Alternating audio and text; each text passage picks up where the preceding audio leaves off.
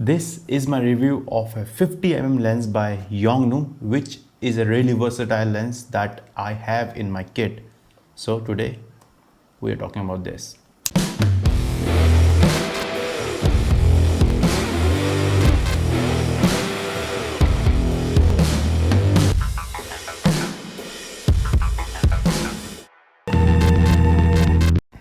Hi, welcome back to my channel. Hope you're doing well. So I will try to keep it short and concise. Since I have been using it for more than 2 years, I have got to know ins and out of this lens. What are the pros, what are the cons, what are the features that you need to keep in mind if you're in a market to buy this lens, or should you even buy this lens or not, considering the price range or the form factor, whatever things that I had in my mind while I was in a market for this lens.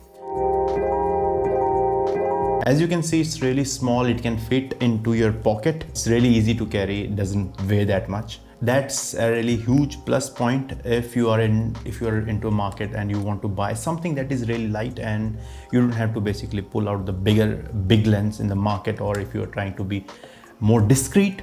So this is the lens for you. Number two, the price. At the time of buying this lens, when I bought this lens, it was under 4,000 rupees, 3,900 something to be more precise. But right now the same lens will cost you around some 7,000 something like that. So this basically brings me to a second point, that is a prime lens. It's a prime lens. What I mean by prime lens? Prime lens is a lens which has fixed focal length, so 50 in this case. You can't basically zoom in or zoom out with this lens, but what you can do is the prime lens usually comes with a fast aperture. What I mean by fast aperture is 1.8. So why would that be so beneficial? Because fast aperture enables you to get more light into your camera, so basically giving you a shallower depth of field if you are into portraits. Enabling more light, like I told you, enables more light to fall onto your camera sensor, so that you can get much cleaner and crispier image during low lighting situations. This lens in particular has a switch for manual focus and autofocus. Usually the lenses that I came across, they don't provide you with a manual focus ring, or they are altogether manually focusing lenses. So this has both manual focus as well as autofocus feature into it, which is really good, because if you don't want to bother yourself with the manual focus and you don't want to get into a hassle of focusing onto a subject, and if you want to save your time in particular, so this autofocus is a must in a prime lens. So basically helps you to get to results much faster. The manual focus is really good if you are into videos, if you are into photos. There are times when due to a low lighting condition or any situation, your camera somehow is hunting a lot. What I mean by hunting is breathing or trying to get a focus onto a subject but is not able to. This is when the manual focus ring comes into play. So you can altogether switch it to manual focus and then focus onto a subject, or do racking. Even if you want to do that, if you are into videos, you can do that with this lens. And trust me, the video and the shots or the photos from this lens are really good and crisp. Another thing that basically draws me towards this lens basically is its versatility. So I've used this for light trails, I've used this for landscapes as well, I've used this for portrait, and I have used this for somewhat detailed shots of the subjects. So before owning magnifying lens, that review of that lens would be somewhere up here. Go check it out if you don't want to spend on macro lens, or you don't have a budget of a macro lens right now. You can basically opt for that. That's really cheap. Go check that video. So before that, I was using this lens to get detailed shots of the subjects, whether it's a car, whether it's a ring, phone, or my watch, anything that I can think of. I use this lens. So if you are someone who is into a market for buying a new lens, or you want to add a new lens to your kit, or just like me, if you have a basic camera with a kit lens and you want something much more focused towards a stylized photos, so this is the lens for you. It does have some pros and some cons, which I will talk about a bit later. I also use this lens for photography, but recently I've been using this lens for video purposes, for the B-roll, the sandwich B-roll. The detailed shot that you see was taken by this.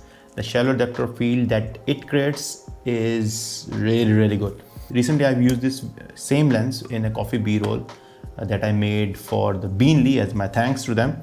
So do check that out. Links up here, you know the drill.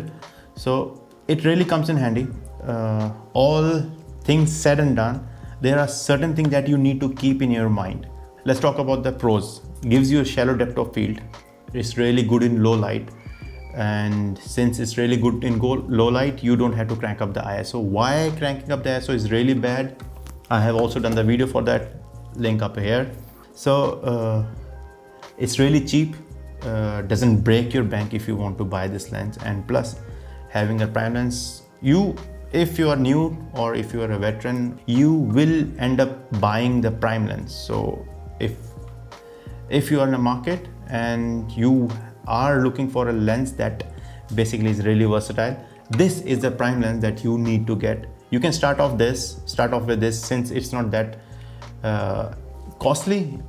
It won't basically set you back in a long way, and it will basically be totally worth it, whether you go with this same lens from the Yongnuo or the Canon or whatever brand you find feasible for you. But if you are looking for a budget-friendly option, this is the one.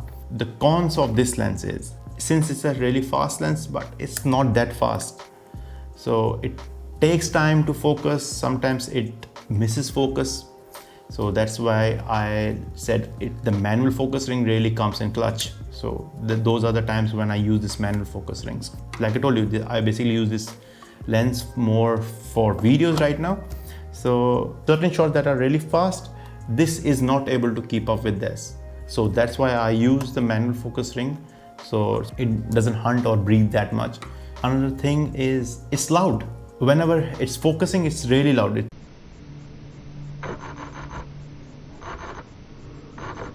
makes sound, and that sound can be caught up by, you can hear that sound if you are using a microphone, you can hear that sound.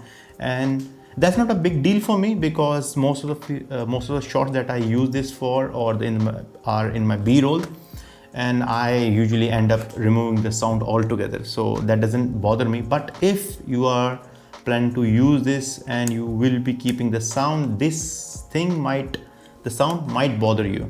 That has this capacity to ruin your shot sound wise. If we're talking about the con, I bought this lens for 3,000 something, under 4,000 rupees.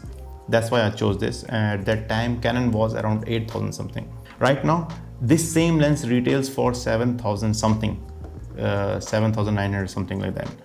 And the Canon is still for 8,000 something.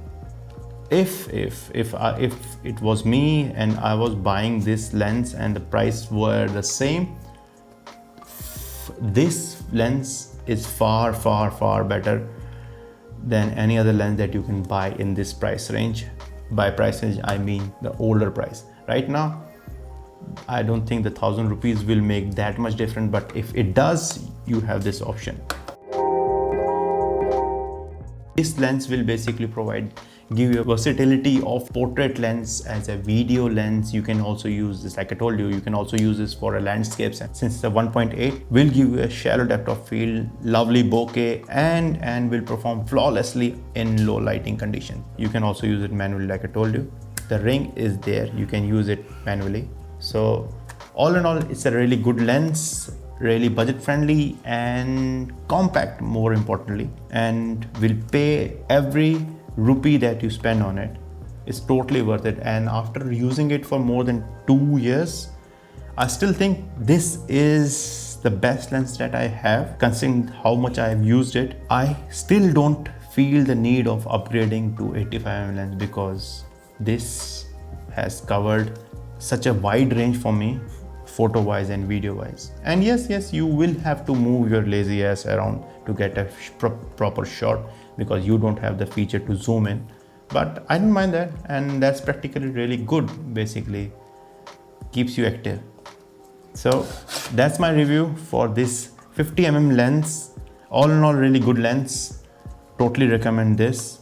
If you are new to this camera system or any camera system, 50mm lens or 50mm focal length in general is a really good way to start your career or get into the portraits and everything. So this is a wrap up. Hope you enjoyed this video as much as I did. So all those who have recently joined, welcome, and all those who have been with me for a good period of time, thank you so much. Take care of yourself, stay safe, and subscribe to my channel if you haven't already. Bye bye. Well, wait.